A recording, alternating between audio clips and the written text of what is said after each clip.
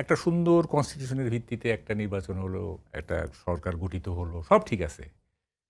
এই সরকারটা কিছু ব্যর্থতা, সরকার হলেই কিছু ব্যর্থ হবেই, কিছু মাত্র ব্যর্থ হবেই। একটা সরকার তো নিরঙ্কুশ সফল হতে পারে না। তো ওই ব্যর্থগুলোকে ক্যাপিটালাইজ করে একজন জেনারেল উনি চাইলেন যে আমি টেক ওভার করব।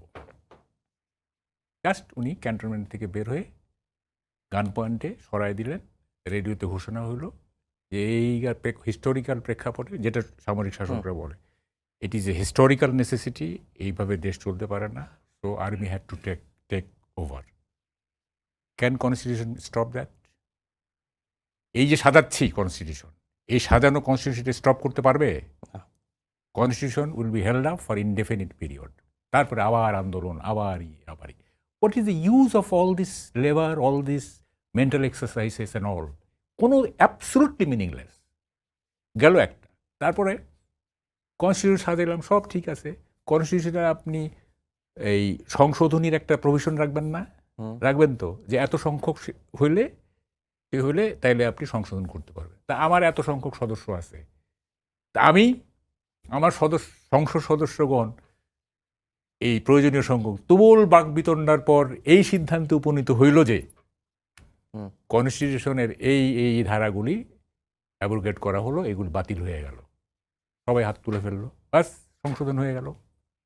আবার আমার ইচ্ছা মতো আমি কিছু জিনিস ঢুকাবো, বলবো যে এগুলি দরকার, সবাই হাত তুলবে, বাস কনস্টিটিউশন সংশোধন হয়ে গেল। আপনি কি করবেন? এই যে সাজাচ্ছেন আপনি, কোনো মানে হয় এগুলোর?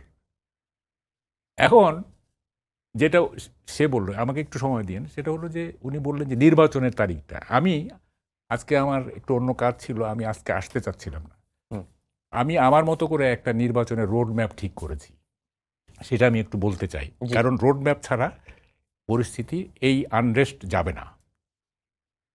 রোড ম্যাপটা হলো এরকম যে ইট ইজ ক্লিয়ার যে NCP is being patronized by government, not only by government, structural government, by its financial support also.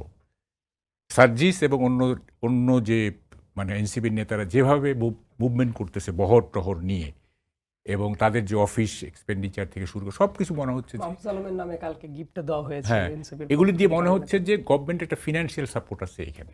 তার মানে গভর্নমেন্ট চাচ্ছে, বিশেষ করে প্রধান উপদেষ্টা তো বলেইছেন যে ছাত্ররা হচ্ছে আমাদের দেশ গড়ার কারিগর হবে, ইট is A potential section of the society, তার মতে আর কি। তো নির্বাচন হলে গভর্নমেন্ট এনসিপিকে এক ধরনের প্যাট্রোনাইজ করবে, ইট ইজ ক্লিয়ার। সো আমার রোড ম্যাপটা হচ্ছে যে এই গভর্নমেন্টের আন্ডারে ইলেকশন করা যাবে না।